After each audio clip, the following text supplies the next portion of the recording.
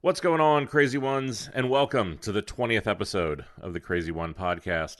As always, I'm your host, Stephen Gates, and this is the show where we talk about creativity, leadership, design, innovation, and a whole host of other things that matter to creative people. Now, if you've listened to this show for any period of time, you know how much I turn to and look to some of the world's greatest chefs for inspiration.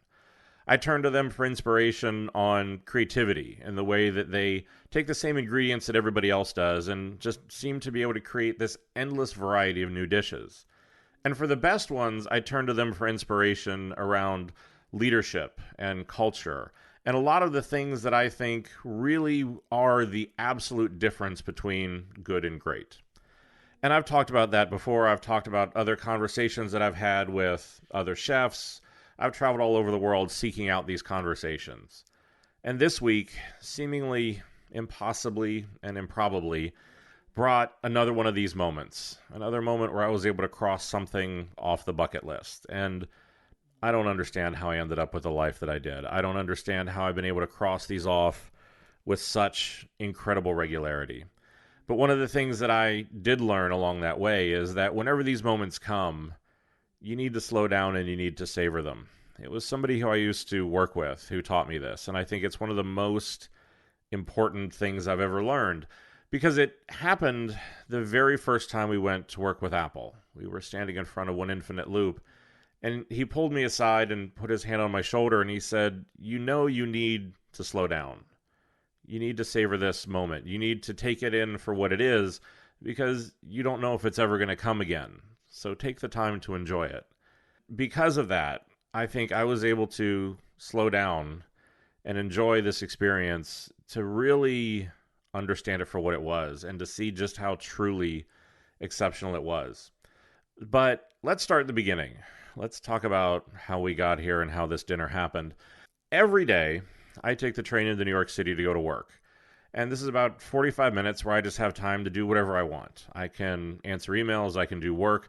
But one of the things that I always do whenever I'm taking this trip is I open up Flipboard. If you don't have Flipboard, I'd highly recommend that you go get it because it's one of those great apps that's a news aggregator that you can go in and customize for the things that matter to you. And it's the way that I honestly keep in touch with so much of what's going on in my industries and in the things that I'm interested in.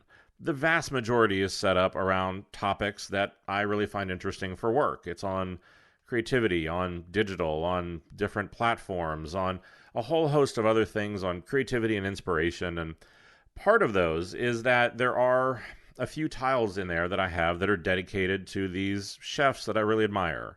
Heston Blumenthal, Farron Adria, and of course, Thomas Keller. Because I don't know what. Whenever you say it, it sounds so much more stalkerish than I guess it feels whenever you set it up. But these are people who I genuinely admire, and I get a huge amount of inspiration from them, so I just figured why not keep tabs on them. Well, a few weeks ago in the morning, I was riding into New York and was opening up Flipboard and hit the Thomas Keller Square, and one of these little articles popped up, and the headline got my interest enough to be able to click on it. And then what it said was, enter to win a free private dinner with Thomas Keller at Per Se. And as somebody who obviously has the level of interest that I have in somebody like that, it's definitely something that you would want to find out more about. And so I traced down the link, and it brought me to a company called Radiate. And this is where it started to get interesting, and a little bit serendipity, I guess. Because Radiate's a company that's been founded by a woman named Betty Liu, and Betty has been an anchor for Bloomberg Television. She still is an anchor for Bloomberg, but started this company, Radiate Inc. And Radiate is really dedicated to help people become better leaders. Obviously, this is something that I'm incredibly passionate about. But to be able to win this dinner, it asks you to be able to sit down and write an essay. To be able to talk about how do you see the parallels between cuisine and leadership. And I think, again, if you've listened to this show for any amount of time, you know that I'm not short for stories in this area. And so I sat there in my head as the train rumbled into New York, going through this Rolodex of possibilities of what's the story that I would do. So I popped open the keyboard on my iPad Pro and set about writing a short story. And again, for you, any of you who've listened for any amount of time, it's the story whenever I got to speak with Heston Blumenthal, speaking about how he uses the butter as the bellwether to determine if a meal was going to be good or not. That if the butter shows up hard, it's obvious that the chef isn't sitting down and isn't paying attention to his guests' experiences. But if it shows up and it's soft and it's easily spread, then it's a really good indicator that it's going to be a good meal. Talk about how that's affected the last 10 or so years worth of dinners with my wife, but how also I always felt like it was such a great analogy, that it was really something that showed how you have to walk a mile in your customers, your consumers' shoes, and to really build that empathy, and how that's something I've always really connected with. So I wrote this up in a few sentences and fired it off, hitting the submit button. And honestly, fairly shortly after that, totally forgot about it. It was just life rolled on, work rolled on, and a whole litany of other things. As my life tends to go, a few weeks later, I had a day where I'd taken the day off work. And it happened because some friends of mine at Adobe had gotten me a day pass to go to Comic-Con here in New York. And that evening, my wife and I had been invited to the launch party of the new perfume for Louis Vuitton. And somehow in my world, the combination of going from Comic-Con to Louis Vuitton makes complete sense. But it was the moments in between these two events where this serendipitous lightning struck. If you've ever been to the Javits Center, which is where Comic-Con is held, it's a massive convention center. It's the same as any of the biggest ones in the world. This one, though, in particular, has a place where if you go down two sets of escalators, there's a large, I guess it'd be best described as a cafeteria that sits underneath the show floor. So my wife and I were wrapping up at Comic-Con, just deciding what we wanted to do for dinner, and decided to go down there to get a drink. It's a fairly intense, fairly stimulating environment of people filled in costumes and every possible comic piece of memorabilia you could ever want. Sitting at the table down there, sipping on which I remember was a cherry Coke, an incredibly overpriced cherry Coke, I took out my phone and started checking my email. And as I'm doing that, I come upon one email in particular. And my wife, who was sitting there, I think, on her phone as well, suddenly became very puzzled as I sat there for probably the better part of 3 or 4 minutes, simply repeating the words, holy shit, holy shit, holy shit, holy shit, over and over again, staring at my phone in wide-eyed bewilderment. I think that the slightly overweight Kylo Ren to my right and the gentleman dressed as Beast to my left found equal confusion in why I kept repeating this over and over again. But my wife, I think not sure if this was a good oh shit or a bad oh shit, finally kind of grabbed me and said, what is wrong? And at which point I, in kind of a hushed tone for me, said, oh my God, I can't believe it. I won a free dinner with Thomas Keller. Well, the funny part was I'd completely even forgotten to mention to my wife that I'd entered this, because it was just one of those things I'd done on the train, not seeming to think that this was going to be something that was actually going to happen. So I then had to recount the whole, what the contest was, entering on the train, yada, yada, everything I've just told you guys. But I realized what was going to happen and how unbelievable that was. And so fast forward to this past Thursday night, where at 6 o'clock, my wife and I showed up at the Time Warner Center to be able to sit down for dinner with Betty, the founder of Radiate, and honestly, who are two of the most extraordinary gentlemen I probably ever had the pleasure of having dinner with. The first one was a gentleman named Ken Himmel, and a lot of you may not know Ken's name, but I think you definitely should. Ken is responsible for, honestly, more large-scale, high-end luxury retail than probably anybody else in the world. He's the gentleman who built the Time Warner Center in New York, and is currently in the midst of building Hudson Yards here in New York City, which are two massive, massive undertakings. If you look it up, you can see that generally it's guessed that he owns somewhere north of $20 billion with a B, dollars in real estate. But honestly, as somebody who has been able to construct more amazing consumer retail experiences, more amazing high-end retail experiences than probably anybody else in the world. And also then to be able to sit down with Chef Keller, who is probably, in my estimation, probably the greatest American chef. Having both Per Se in New York and the French Laundry on the West Coast, has been able to maintain 3 Michelin Stars, probably the highest honor that a restaurant can receive, restaurants on 2 coasts, along with a host of other, I guess we would say, kind of smaller endeavors, as in Bouchon, which is a bistro that he has in Yountville and Las Vegas, and Bouchon Bakery, which is a place of just getting kind of like fast casual sandwiches, and there are a number of different outposts for that. but someone who has absolutely reshaped the face of cooking, has reshaped so many things, and is somebody who, I really have, I guess I'll just own it, I think stalked, because I just find the way that he views the world, the way that he builds culture, and the way that he builds teams so fascinating. Because if you ever sit down and experience one of his restaurants, the culture is so clear. The standards are so clear at every single level.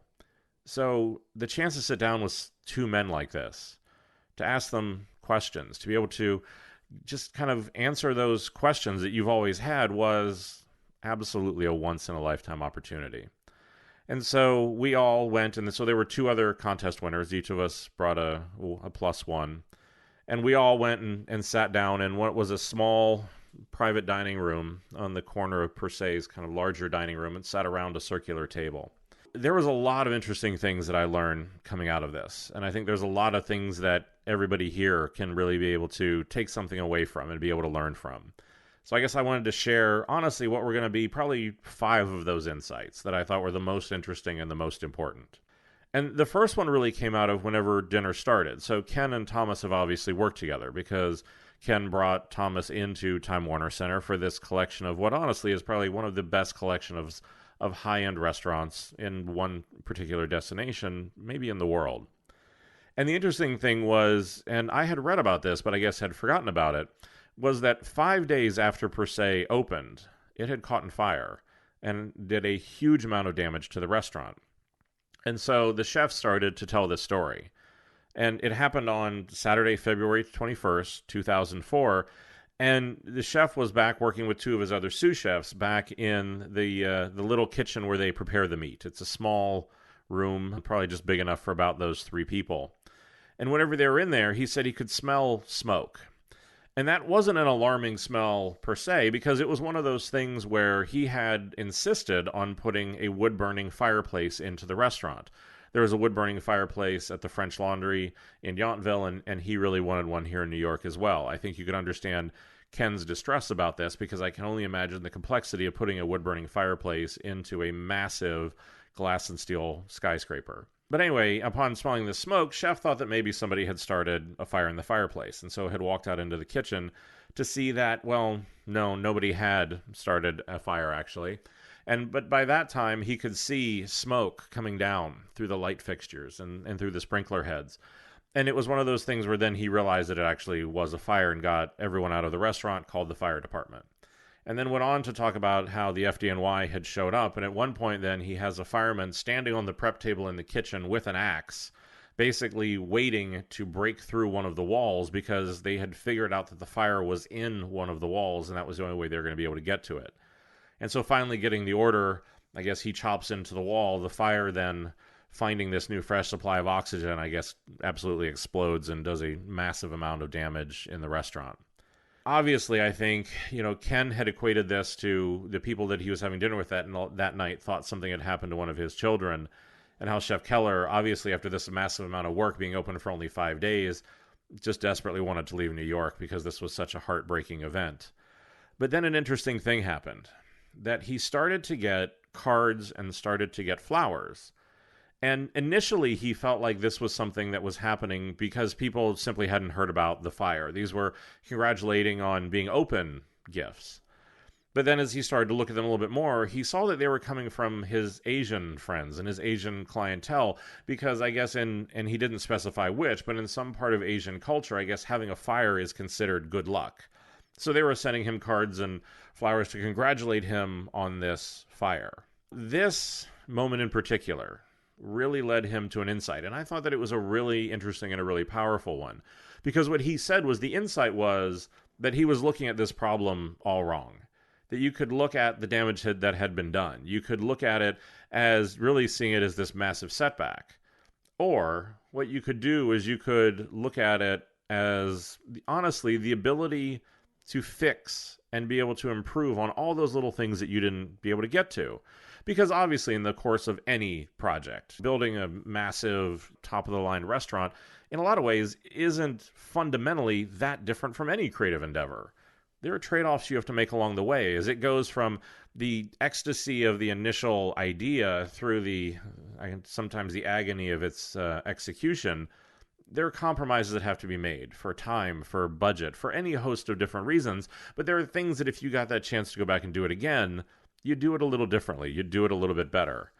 Well, this was his chance to go back and fix everything, to perfect the things that weren't quite right.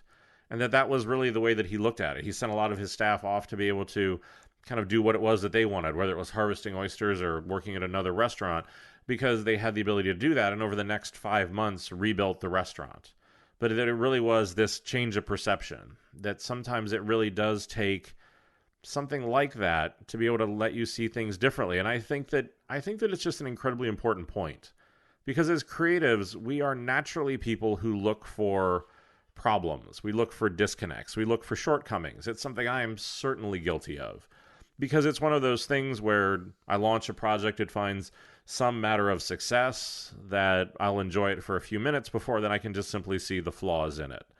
I think that we're all probably going to be able to do that. But I think having the ability to step back and to see the glass half full oftentimes maybe work for some of us. But I think that it really is one of those things, though, that can make all the difference because you can help you refine that inspiration. It helps you really be able to kind of get back in and do something better. And I think so often this is what you need whenever a client puts your work down or tears it apart, or you don't find that love or support that you thought was going to be there for something, to not give up on it. And so I thought it was an interesting and very kind of relevant insight and story for me. But then we went on, and part of that was then one of the things that I was very much interested in, both from Chef Keller and from Ken Himmel, was whenever they hire people, because these are people who are both running massive organizations. They go all over the world, but you have to maintain a level of creativity. You have to maintain a level of quality and a focus. So what do you look for whenever you hire people? What are the things that you feel like really make them stand out? And so Chef Keller had two that I think are very much overlooked and I thought were very important. And then Mr. Himmel had two other ones that I thought were also equally good. From Chef Keller, it really came about talking about for him that the two things that he really looks for are persistence and patience. And I think too often in creativity and too often just in profession in general, these are two things that I think too often just simply get looked over. Because so often, whenever we talk about persistence, we look for the immediate gratification. We look for the easy win. As creatives, we like the beginning of the process where there's all the possibility, and we like the very end where it's all the accolades. It's the 80 or 90% in the middle where we tend to struggle. The point where you have to really understand that, once again, creativity is a blue-collar profession. You've heard me say this before. I will certainly say it again.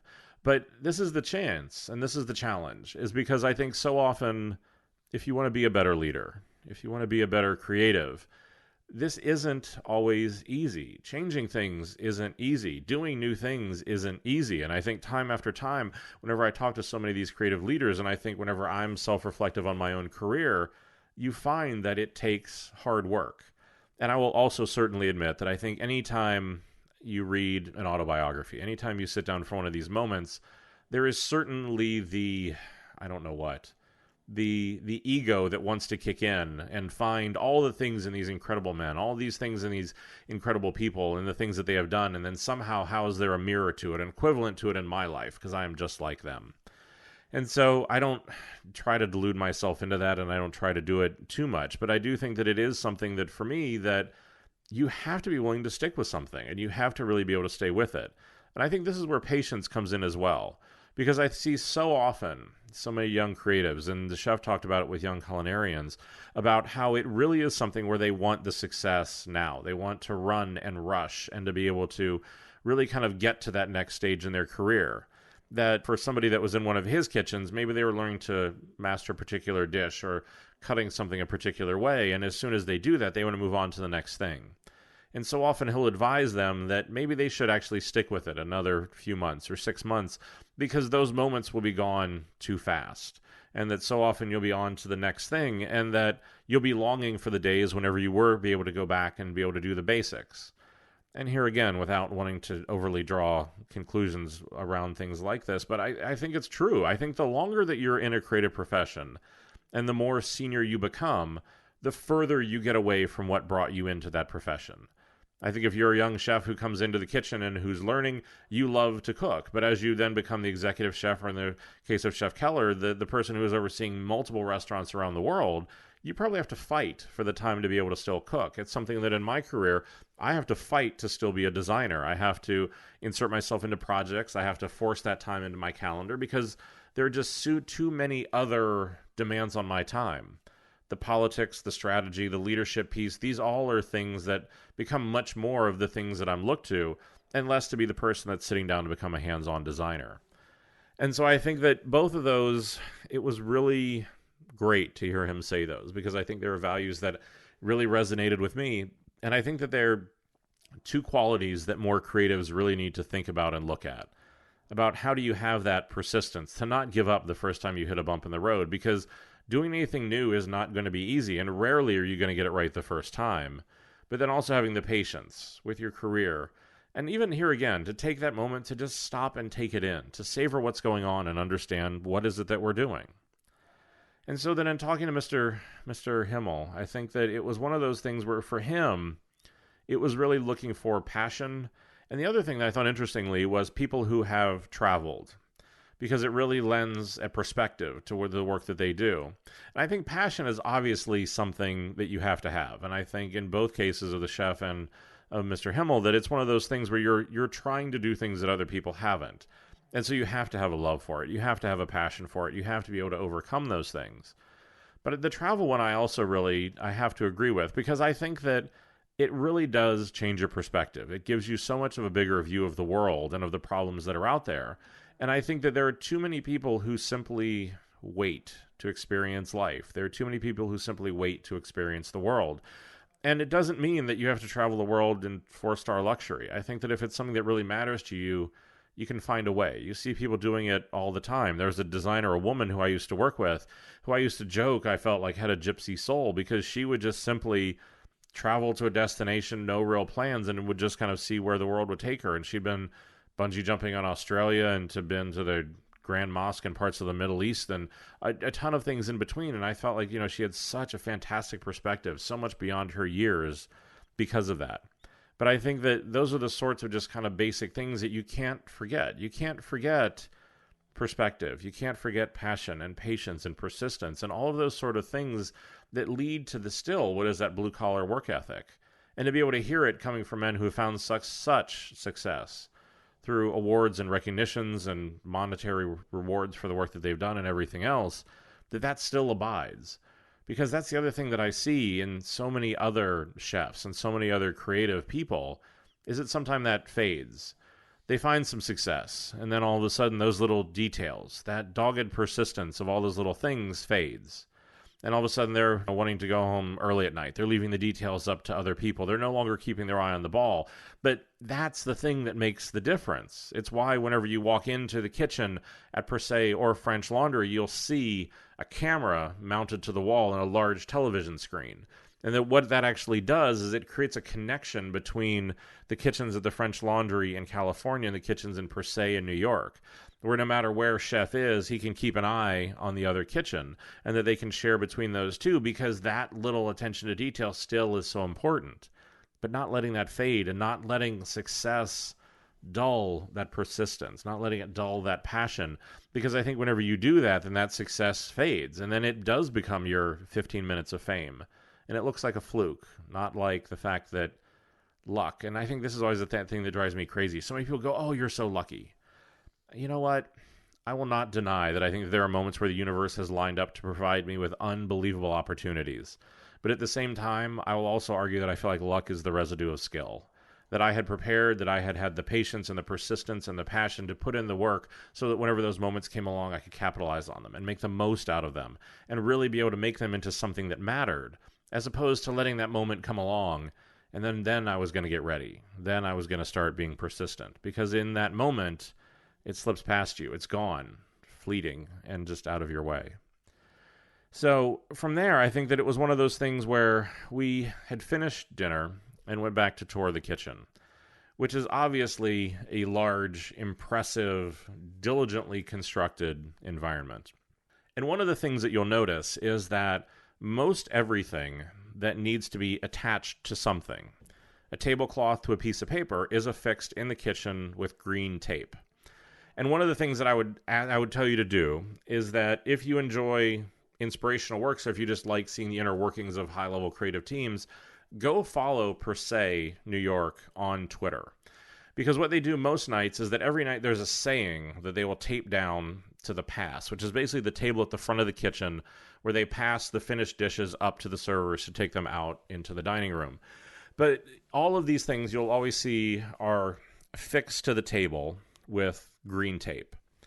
And so the green tape has become an interesting tradition. I had heard about it and I'd read about it, but I asked Chef just to make sure, because just because you read about it doesn't mean that it's true. But the green tape came about because whenever he was building the French Laundry, everything that you do in a kitchen needs to be labeled. You have containers. Think about the Tupperware in your kitchen. But if you had that on a massive scale, you would need to know what everything is. So you need to label it. Well, so often what you would do is you would take a piece of tape and that you would put it on the outside and probably in a Sharpie write whatever it was. Cheese, tomatoes, whatever the ingredient, whatever the part of the dish was, so you'd know what it was, or other people would know what it was. Well, the problem with that is whenever you're done with it and you take the tape off, it obviously leaves a residue. That builds up over time, not terribly sanitary, kind of a problem whenever you're in a kitchen. Whenever they were founding the French Laundry, he had a painter that was in the kitchen who was painting it. And he noticed how he had this one particular masking tape, in that case that was green, that he would use to be able to do some of the edges and could peel it up. Went over and asked him about it. Well, anybody who's owned a home, anybody who's had to paint a wall or anything like that has probably gone to Home Depot or Lowe's. Most of the tape you'll get now is blue because painter's tape is, somebody decided it was going to be blue. But it's basically a low adhesive tape. So it sticks, but not enough that it would damage the paint behind it. But so he saw this and thought that this was the perfect solution, and had grabbed a few rolls of this green painter's tape and had started to use that in his kitchen. So that was the origin of the green tape. But the interesting thing was, for years, whenever they did the French Laundry, they would tear the tape. You would just pull out the piece that you needed, rip it off, stick it on, write something down. Well, it came time to open CRZY. And so what he did, sort of like a Noah's Ark, would be to take the people that he needed, his chefs, his trainers, his managers, his best servers, and brought them to New York to be able to train the people that were going to be opening CRZY. And an interesting thing happened, that they went to start to put that kitchen together. And that one of his main expediters, who had come from California, suddenly took this roll of tape and pulled something out and grabbed a pair of scissors and cut it. And he said whenever that happened, you probably could hear a pin drop, because everybody just sat around kind of wide-eyed and slack-jawed looking at what had just happened, because so many people for so long had always torn the tape. Well, then a new tradition was born. So at CRZY, now whenever they do anything with the tape, it is usually accompanied by a pair of scissors or a knife so they can cut it. And I thought that there were two kind of really interesting things here. I think that the first was that he was so open, the team was so open for anyone to be able to question tradition, to be able to change it, to be able to not have their process and what they do be so sacred that they become blinded by it. And I think this is an incredibly important thing for any creative person or for any creative team, is that you don't get blinded by what you've done, that there is some point where you are open to, if not actively seeking out, how do you rethink your process? How do you not get blinded by it? How does the comfort of it not stand in the way to be able to do something new? And yes, it's something as innocuous as tape, but I guess for me it was one of those things that it really marked the way that his culture is built, the way that they think, that it was something that they would embrace and that they would celebrate and that anyone could question it. But I thought that the other thing that really did was that it created a tradition. It created something that people could bond around. It created something that it let everybody be able to rally around that. And I think that that was one of the other things that you found all around the kitchen, were these signs of their culture. It was the green tape. It's the fact that in every one of his kitchens there is a clock with a plaque underneath it that says sense of urgency. That over the door, whenever you go out of the kitchen into there's a breezeway that connects the kitchen with the actual dining room, because they felt like they needed a transitional space, because so often you come out of the kitchen through those double doors and you're right into the dining room, that they needed a bit of a prep space between those two. But whenever you walk out above that door in the kitchen, embedded in the tile is the word and the definition, finesse. of what that means. But there are all of these little monikers that are put throughout all of these different things that really define the culture. It defines the tradition. It gives somebody and everybody something that they know they have to hold themselves to, and just how incredibly important that is. But I think it also really showed, because getting a tour of a kitchen like that for me, on the one hand, look, as somebody who desperately loves to cook, is just a trip into Willy Wonka's laboratory. It is the ability to see how they work and how they do things, and honestly, without even being explained, look at how the ingredients are prepared, how are they cut, how are they cooking, what do the stoves look like. But it also really shows you the attention to detail and the thoughtfulness that was put into that space, where there are very particular areas where the exact same white tablecloths that sit on the tables out in the dining room have been taped down to particular prep tables. Then that above those are the exact same lighting that's out in the dining room, because obviously the kitchen in general is much brighter. But the reason why they do this is because this allows them to have a space where they can look and see the food the way that their customer will see it. Because it's one of those things, if you ever look at a piece of meat under bright fluorescent lights, it looks very, very different than if you're in a dimly lit dining room with a soft sort of spotlight on a white tablecloth. But it's that little detail, the fact that there's a space to be able to do that, to be able to make sure that they're looking at things through their customer's eyes.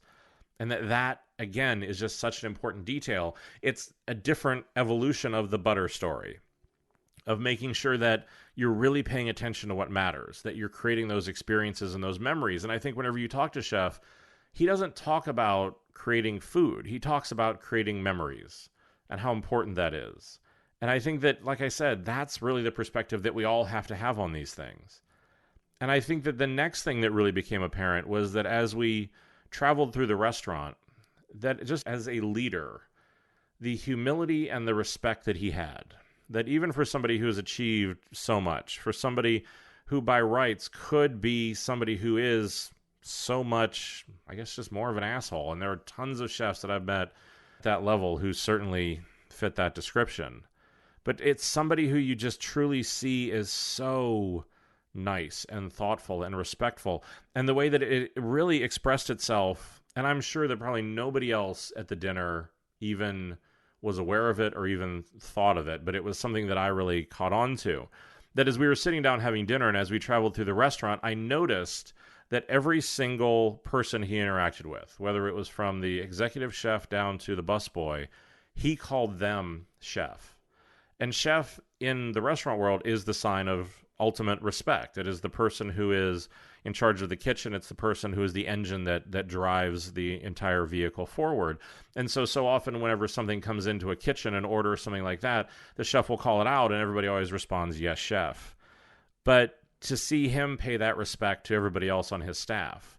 And I first noticed that as the dishes started to come into the dining room and they would be placed down, he time and time again would say, thank you, chef. And at first I thought, well, wait, that's not the chef. I know what the chef who is in the kitchen looks like. That's not him. Why is he calling him chef? And then by the second or third time, I realized why. Is because it was for him, it was showing that equal amount of respect to every single person that was on his team. And it really was, it was something that I need to learn from. I think it was something that a lot of that really let me understand that I think, I tend to focus on driving people and setting that standard. But I think, there's sometimes you also have to make sure that you don't lose sight of that humility and you don't lose sight of that respect for everybody so that they really understand how much they're valued. And it was an incredibly impressive thing. And I think, he genuinely is one of the nicest, most sincere people I've ever met. And then the last part of this and the last insight really came from, because the culture that he's created is something that fascinates me. Because he has had what is genuinely some of the most talented chefs in the world come through his kitchen who have gone on to do incredible things. Grant Agates, who opened the #1 restaurant in America called Alinea, worked for Chef Keller, and a whole host of other people who have really gone through that kitchen. They always speak so well of him. They always speak so highly of that. But as somebody who has such a huge organization, has to maintain it, how do you create that culture? How do you create that team? And I think that was the one question I wanted to ask more than anything. And so in a lull in the conversation at dinner, I jumped on it and jumped on that opportunity to ask him about how does he see creating his team, or how does he think about that in a world where you have this turnover? And I think If you lead any creative team, you see that.